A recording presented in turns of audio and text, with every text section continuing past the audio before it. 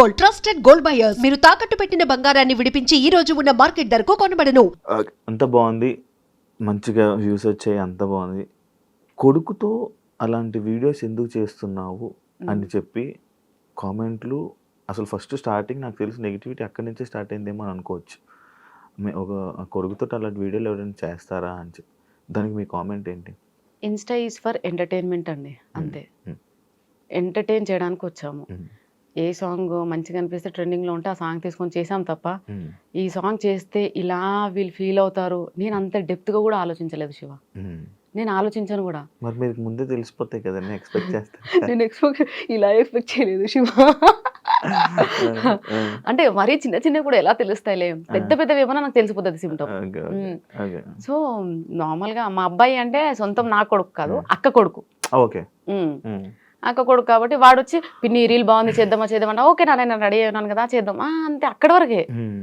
కానీ వీళ్ళు దాన్ని ఎక్కడికి తీసుకెళ్లారంటే అయ్యో బాబాయ్ వాడితో రీల్స్ చేయడమే స్టాప్ చేసేసా. ఇంకా వీళ్ళు తెచ్చిన నెగటివిటీకి. మీకు డాన్స్ ఇష్టమా?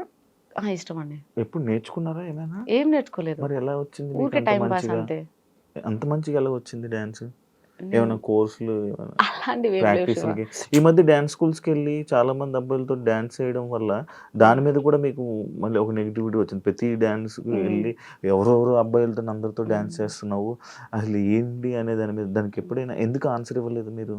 ఎందుకంటే నాకు సోలో డాన్స్ కన్నా పార్ట్నర్తో డాన్స్ చేయడం చాలా నాకు ఫ్యాంటసీ. అది నాకు పెద్ద ఫ్యాంటసీ అది. ఇంకోటి ఏంటంటే ఇప్పుడు లేడీస్ ఎవరైనా వచ్చినట్టు లైక్ ఫైమాతో చేశాను, ఎందుకో ఎవరు ఏమనలేదు. మరి ఫైమా కాబట్టి అమ్మాయి కాబట్టి అంటే మీరు అక్కడ జెండర్నే చూస్తున్నారు, నేను జెండర్ చూడట్లే. నాతో పాటు నా ఎనర్జీకి ఈక్వల్గా ఎవరు డాన్స్ చేస్తారు అనేది నేను సెలెక్ట్ చేసుకుంటాను. నాకు జెండర్ అనేది మ్యాటరే కాదు. అమ్మాయి ఎవరైనా కనిపించినా సరే అడుగుతా. కానీ బేసిక్ గా చాలా మంది ఇన్ఫ్లుయెన్సర్స్ నా పేజ్ చూసి భయపడి కొలాబ్ అవ్వడానికి భయపడతారు, ఎందుకంటే మన దాంట్లో నెగిటివిటీ ఎక్కువ కాబట్టి.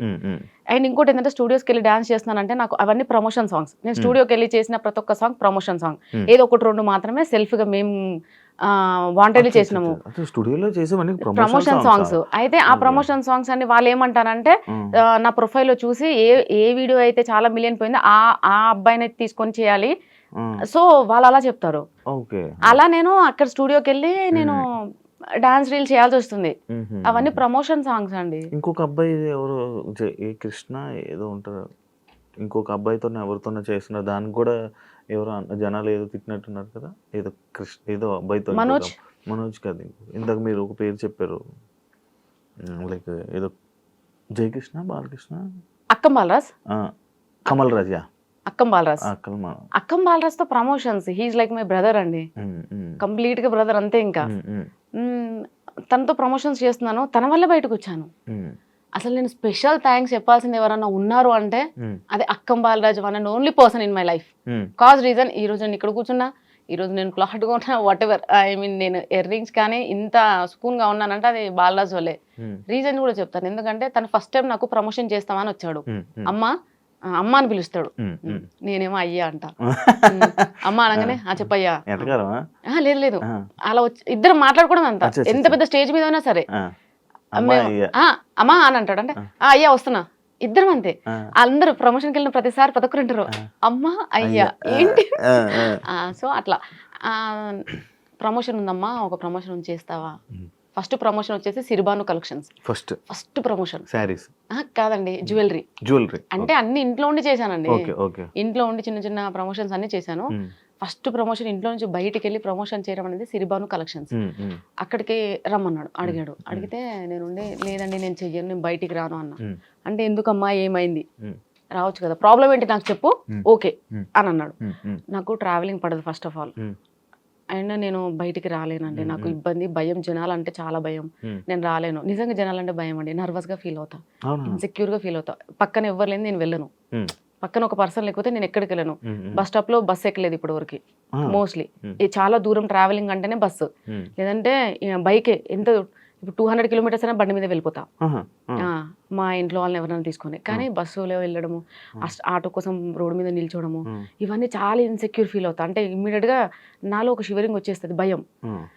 ఇంకా నేను బయటికి రాలేను బాలరాజ్ అని చెప్తే, ఏందమ్మా నీకున్న ఇప్పుడున్న నువ్వు ఫేమ్లో బయటకు వచ్చి ఒకసారి చూడు, తెలుస్తుంది నీకు. ఆ, లైఫ్ ఉందమ్మా మంచిగా, ఎందుకు మిస్ చేసుకుంటావు? ఉమ్, ఒకసారి వచ్చి చూడు, ఒక రోజు వచ్చి చూడు, నీకు ఎంత ఇబ్బంది అవుతుందో ఉమ్, తెలుస్తుంది. దాన్ని బట్టి నువ్వు డెసిషన్ తీసుకో. నువ్వు ఇంట్లో కూర్చొని అది ఇది అని అన్నాడు. ఆ, ఆ, ఇమ్మీడియట్ గా వెళ్ళినానండి. ఆ, దాని నెక్స్ట్ డే ఇంకొక ప్రమోషన్, ఆ, డిస్టెన్స్ ఎడ్యుకేషన్ది. ఆ. దాని నెక్స్ట్ డే ఇంకొకటి ఆ, పెడుతున్న కొద్ది అప్లోడ్ చేస్తున్న కొద్ది మిలియన్స్ ఆ. వస్తూనే ఉన్నాయి ప్రమోషన్లు. ఇక బాలరాజ్ నాకేమో ట్రావెలింగ్ చేసి తినకుండా వెళ్తాను కదా, ట్రావెలింగ్ లో వామిటింగ్ స్మెల్. సో తినకుండా వెళ్ళడము, ఆ ప్రమోషన్ అయిపోయిన ఇంటికి వచ్చాక తినడము, సిక్ అయిపోయానండి. నాకు ఎలా ఉందంటే ఒక రోజు గ్యాప్ దొరికితే బాగుండు.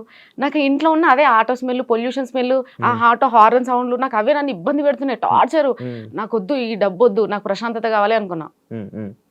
కానీ బాలరాజ్కి ఏమని చెప్పాలి, నాకు భయం. అంటే ఎదుటి వాళ్ళకి నో చెప్పడానికి కూడా భయపడతా శివ. నువ్వు నన్ను ఏదైనా అడిగినా మనకు ఎగ్జాంపుల్, నో అని చెప్పడానికి కూడా నేను ఫీల్ అవుతా. నో చెప్తే నువ్వేం ఫీల్ అవుతావు అని, దానికి నేను తడబడతా. అక్కడ నా దగ్గర రీజన్ ఉన్నా అది కూడా చెప్పలేను. బాలరాజ్ నన్ను అడుగుతుంటే ఆయనకి ఏం చెప్పాలి అర్థమైతే లేదు. సరే అన్నిటికీ సరే ఇబ్బంది అయినా అలానే వెళ్తూ దాని తర్వాత అదొక హ్యాబిట్ లా మారిపోయింది. ఈరోజు ప్రమోషన్ ఉంది, వెళ్ళాలి, తప్పదు ఇంకా అంటే అది.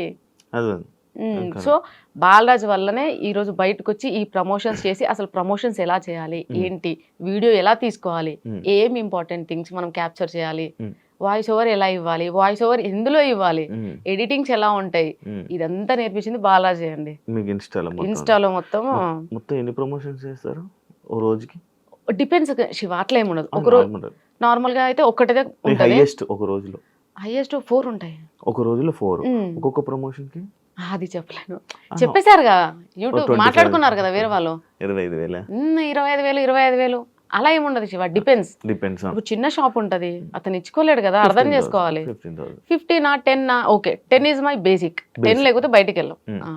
అండ్ 15 20 ఇప్పుడైతే అన్ని సో హై పేమెంట్స్. ఎందుకనంటే కొంచెం ఫాలోవర్స్ పెరిగారు కాబట్టి ఇంకంత కాబట్టి.